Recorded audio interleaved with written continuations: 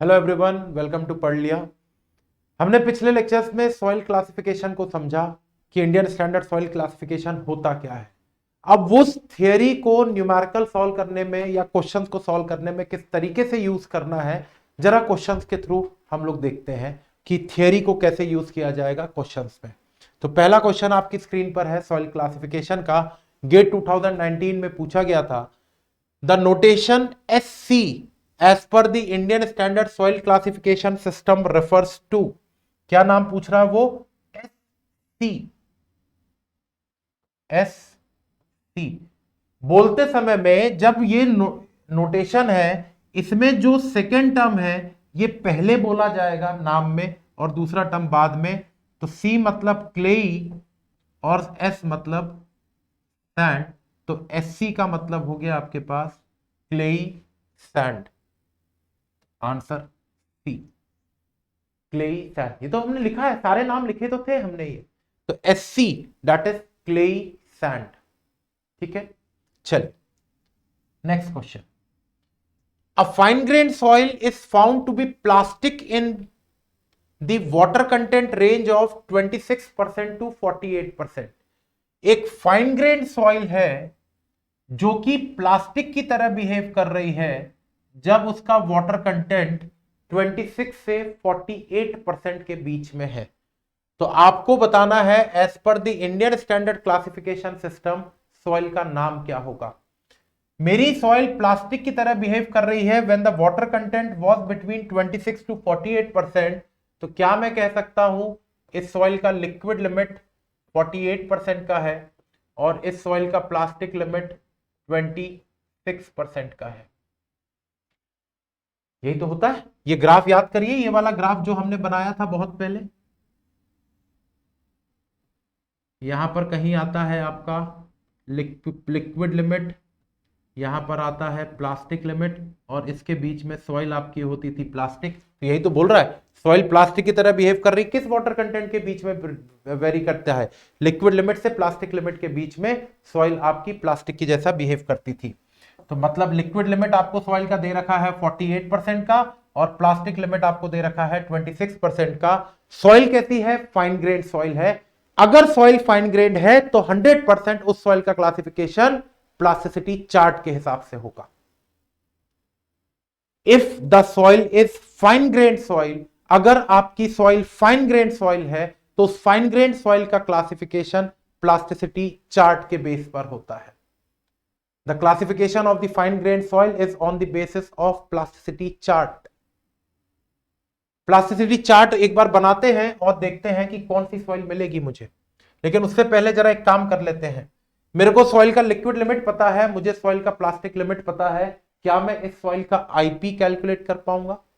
The IP of this soil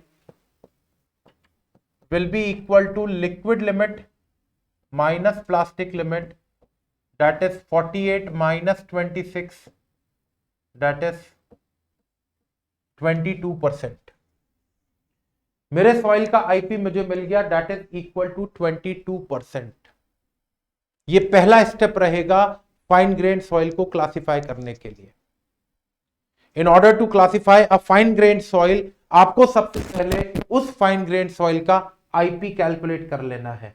और IP मुझे पता है क्या होता है, that is liquid limit minus plastic limit. तो मेरे पास मेरी सॉइल का आईपी आ गया है 22% का। आप याद करिए मेरे पास ए लाइन की एक इक्वेशन थी। ए लाइन की इक्वेशन थी IP is equal to 0.73 liquid limit minus 20। इस इक्वेशन में मैं लिक्विड लिमिट की वैल्यू डाल के ए लाइन का आईपी निकाल लूं। अगर मुझे ए लाइन का आईपी चाहिए तो ये इक्वेशन है मेरे पास ए लाइन की, इसमें मैं लिक्विड लिमिट की वैल्यू सब्स्टिट्यूट करूंगा, दैट इज 48 माइनस 20। तो IP of the A line आ जाएगा मेरे पास, जरा देखिएगा कितना आएगा, 0.73 इंटू 48 माइनस 20 मतलब 28, इट इज 20.44। ये आ गया मेरे पास IP of the A line, मेरे पास ए लाइन का आईपी आ गया। अब जरा ध्यान से सुनिएगा, मैंने क्या किया, स्टेप नंबर 1 में IP of the soil calculate किया। ये हर जगह आपको यही काम करना है अगर फाइन ग्रेन सॉइल का क्वेश्चन है तो। आईपी ऑफ द सॉइल आपने कैलकुलेट किया, liquid limit minus plastic limit, that was 48 minus 26, 22%। Step number 2 में आपने आईपी कैलकुलेट किया किसका, ए लाइन का, जो कि आपने बोला 0.73 लिक्विड लिमिट माइनस 20, तो इट विल बी 0.73 48 माइनस 20, कितना आ गया था मेरे पास ये 20.44, 20.44%। आपके पास सॉइल का आईपी आ गया है, आपके पास ए लाइन का आईपी आ गया। इसके बाद सिर्फ एक काम कर देना, अगर सॉइल का आईपी, ध्यान से सुनिएगा जो मैं बोल रहा हूं, अगर सॉइल का आईपी ए लाइन के आईपी से ज्यादा आ रहा है, अगर सॉइल का आईपी ए लाइन के आईपी से ज्यादा आ रहा है, तो आपकी सॉइल ए लाइन के ऊपर एग्जिस्ट करती थी। फिर से सुनिए, अगर सॉइल का आईपी ए लाइन के आईपी से ज्यादा आ रहा है तो आपकी सॉइल ए लाइन के ऊपर एग्जिस्ट करती है, और अगर सॉइल का आईपी ए लाइन के आईपी से कम आ रहा है तो आपकी सॉइल ए लाइन के नीचे एग्जिस्ट करती है। तो यहां पर क्या हो रहा है, आईपी ऑफ द सॉइल, मैं बोल सकता हूं IP of the soil is greater than IP of the A line. That means आपकी सॉइल जो है लाई अबव द ए लाइन, आपकी सॉइल ए लाइन के ऊपर एग्जिस्ट करती है। और ए लाइन के ऊपर कौन सी सॉइल होती है, क्ले होती है। ए लाइन के ऊपर कौन सी सॉइल आती है, क्ले आती है। इसका मतलब डेफिनेटली मेरी सॉइल जो है वो क्ले है। आइए जरा क्वेश्चन पे, मेरी सॉइल क्ले है, अब क्ले के साथ Cl है, Ci है कि CH है, तो जरा लिक्विड लिमिट देख लो, लिक्विड लिमिट कितना है 48। अगर मेरी सॉइल का लिक्विड लिमिट 35 से कम होता था तो मेरी सॉइल के नाम में L आता था, प्लास्टिसिटी चार्ट देखना। अगर मेरी सॉइल का लिक्विड लिमिट 35% से 50% के बीच में होता था तो मेरी सॉइल के नाम में I आता था, और अगर मेरी सॉइल का लिक्विड लिमिट 50% से ज्यादा होता था तो मेरे सॉइल के नाम में H आता था। यहां पर मेरी सॉइल का लिक्विड लिमिट कितना है 48, 48 मतलब मेरी सॉइल के नाम में I आएगा, the soil is intermediate compressible. और क्योंकि मेरी सॉइल ए लाइन के ऊपर एग्जिस्ट कर रही है तो सॉइल C है और इंटरमीडिएट कंप्रेसिबल है, क्योंकि लिक्विड लिमिट 50% से और 35 के बीच में है। तो the correct answer is CI, the correct answer will be CI। Simple सी कहानी। और देखिए इसी टाइप के क्वेश्चन, इसी टाइप के क्वेश्चन पूछे जाएंगे। यहां पे क्या बोल रहे हैं, as per Indian standard soil classification system as per IS 14981970 the expression for the A line is, equation of the A line तो पढ़े हुए हैं ना भैया। ए लाइन की इक्वेशन क्या होती है, IP is equal to 0.73 liquid limit minus 20, IP is equal to 0.73 liquid limit minus 20। A option दिख रहा है सही, so IP is equal to 0.73 liquid limit minus 20. This is the correct answer. GATE 2014 का question. Next, as per the Indian standard soil classification system, a sample of silty clay with a liquid limit of 40% and plasticity index of 28% is classified as। Liquid limit कितना दे रखा है soil का, liquid limit of the soil 40% है। कई इस question को shortcut भी बताता हूं आपको, पूरा लॉन्ग कट जाने की जरूरत भी नहीं है। आप सबसे पहले अपनी सॉइल का लिक्विड लिमिट चेक कर लिया करो। अगर लिक्विड लिमिट की वैल्यू 35 से कम है तो उस सॉइल के नाम में एल आएगा, लो कंप्रेसिबल। अगर आपकी सॉइल का लिक्विड लिमिट 35 से 50 के बीच में है तो आपकी सॉइल के नाम में आई आएगा, और अगर आपके सॉइल का लिक्विड लिमिट 50% से ज्यादा है तो आपकी सॉइल के नाम में एच आएगा। यहां पे सॉइल का लिक्विड लिमिट कितना है? 40%। 40% मतलब बिटवीन 35 टू 50, 35 से 50 के बीच में अगर लिक्विड लिमिट होता है तो सॉइल के नाम में आई आता है। ऑप्शन देखो जरा, CH, CL, CI, CLML, answer will be CI। नाम में आई आएगा ही आएगा। ये शॉर्टकट है इस टाइप के क्वेश्चन को सॉल्व करने का, शॉर्टकट तरीका।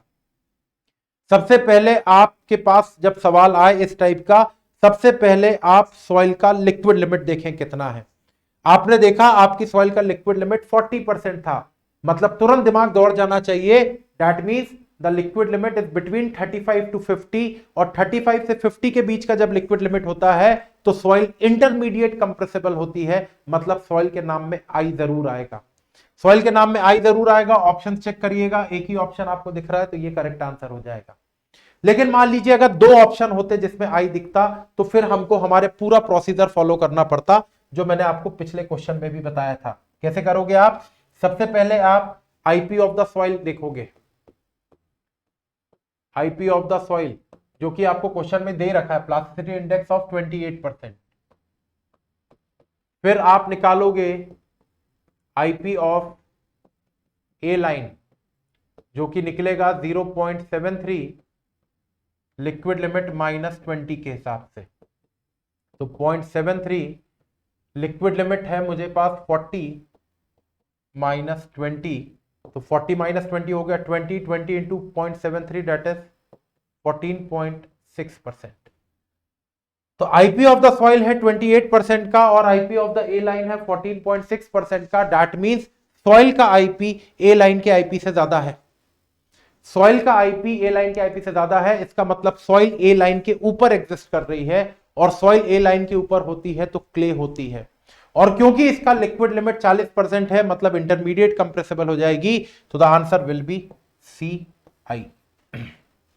वही मैंने पहले ही बता दिया था आपको कि आंसर तो CI ही होगा इसका। क्लियर? चलिए अगला question. A fine grained soil has a liquid limit of 60% and the plastic limit of 20%. As per the plasticity chart, according to Indian Standard Soil Classification, the soil is represented by the symbol. Liquid limit check करो भैया, liquid limit कितना है? 60, मतलब greater than 50। Greater than 50 मतलब highly compressible. Highly compressible मतलब नाम में H तो जरूर आएगा। ऑप्शन चेक करो, CL, CI, CH, CLML, एक ही ऑप्शन दिख रहा है, आंसर इज CH। खत्म।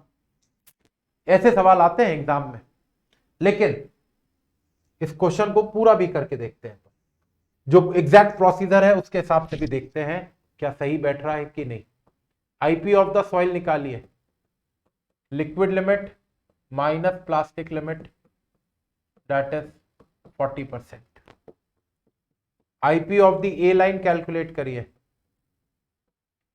दैट इज 0.73 लिक्विड लिमिट -20, तो 0.73 60 -20, 40 इंटू 0.73 दैट इज 29.2%। तो आईपी ऑफ द सॉइल अभी भी ज्यादा आ रहा है IP of the A line से।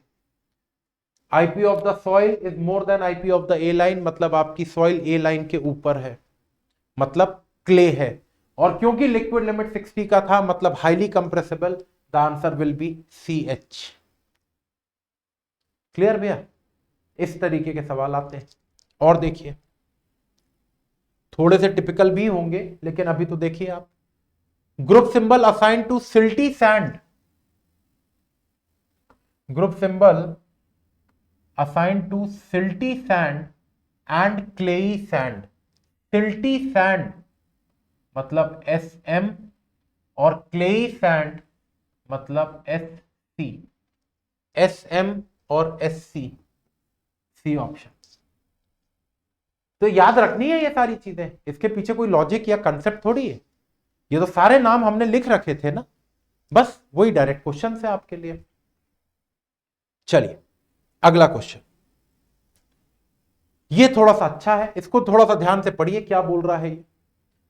The data from the sieve analysis conducted on a sample of the soil shows that 67% of the particles passed through 75 micron sieve, 75 micron मतलब 0.075 mm sieve, 67% particle 0.075 mm की सीव से पास कर गए हैं, मतलब 50% से ज्यादा सॉइल 0.075 mm से पास करी है, मतलब आपकी सॉइल फाइन ग्रेन सॉइल है भाई। if more than 50% of the soil passes through 0.075 mm sieve, then the soil is known as fine grained soil। तो यहां तो 67% पार्टिकल्स ऐसे थे जो 0.075 mm की सीव से पास कर जा रहे थे, मतलब आपकी सॉइल फाइन ग्रेड सॉइल है, ये तय हो गया है। The liquid limit and plastic limit is found to be 45% and 33% respectively। the name of the soil will be, soil fine grade हो गई ना, ये तो पता चल गया हमको। अब अगर सॉइल फाइन ग्रेड है तो लिक्विड लिमिट की वैल्यू चेक करो 45 मतलब the soil is intermediate compressible. Intermediate compressible मतलब सॉइल के नाम में आई आएगा, आई देख लो कहां आ रहा है, यहां पे आ रहा है। The correct answer will B MI, the correct answer will B MI। ठीक है, चलिए the description sandy silty clay, the description sandy silty clay signifies that the soil contains unequal proportion of three constituents in the order of sand greater than silt greater than clay। the soil contains equal proportion of sand, silt and clay। the soil contains unequal proportion of three constituents such that clay is greater than silt is greater than sand। और fourth option है there is no information regarding the relative proportion of the three. कभी भी ऐसा नाम देखने को मिले आपको, कभी भी कैसा भी नाम देखने को मिले, जो शब्द सबसे आखिर में लिखा होता है वो उसकी क्वांटिटी सबसे ज्यादा होती है, फिर इसके बाद जो लिखा होता है वो सेकंड नंबर की क्वांटिटी वाली सॉइल होती है, और जो सबसे पहले लिखा होता है उस पार्टिकल की क्वांटिटी सबसे कम होती है मेरी सॉइल में। जो नाम सबसे आखिर में लिखा है उस पार्टिकल की क्वांटिटी सबसे ज्यादा, जो पार्टिकल सबसे पहले लिखा है उसकी क्वांटिटी सबसे कम। तो क्ले की क्वांटिटी सबसे ज्यादा, फिर सिल्ट, फिर sand. The correct answer will be C option, the correct answer will be C option. सीधे सिंपल से क्वेश्चंस आते हैं। चलिए अगला देखते हैं। The laboratory test results of the soil sample are given below। percentage finer than 4.75, 4.75 mm से 60% particles फाइनर थे, मतलब स्मॉलर थे। Percentage finer than 0.075 30%। Liquid limit है 35, प्लास्टिक लिमिट है 27। सॉइल का क्लासिफिकेशन क्या होगा? देखिएगा बहुत सिंपल सा लॉजिक, आपको पेन भी उठाने की जरूरत नहीं है इन क्वेश्चंस में। आप देखिए अभी तक जितने क्वेश्चन किए बिना पेन उठाए आप क्वेश्चन पढ़ के सीधे आंसर बता सकते हो। इसका भी भले आपको यहां पर कुछ वैल्यूज दिख रही हैं लेकिन आपको कोई जरूरत नहीं पड़ेगी इन वैल्यूज की, सिर्फ लॉजिक का काम है। 60% पार्टिकल 4.75 mm से छोटे हैं। 60% पार्टिकल्स 4.75 mm से छोटे हैं, मतलब ये सॉइल ग्रेवल तो नहीं है, क्योंकि अगर ये सॉइल ग्रेवल होती तो 50% से ज्यादा मिट्टी 4.75 पर रुकती, जबकि यहां तो 60% पार्टिकल 4.75 से पास कर जा रहे हैं, मतलब ग्रेवल तो नहीं है। फिर क्या क्या बचा? फिर मेरे पास तीन ऑप्शन बचे, या तो ये सैंड होगी, या क्ले होगी, या सिल्ट होगी। फिर मैंने देखा 0.075 mm से कितने परसेंट पार्टिकल छोटे हैं?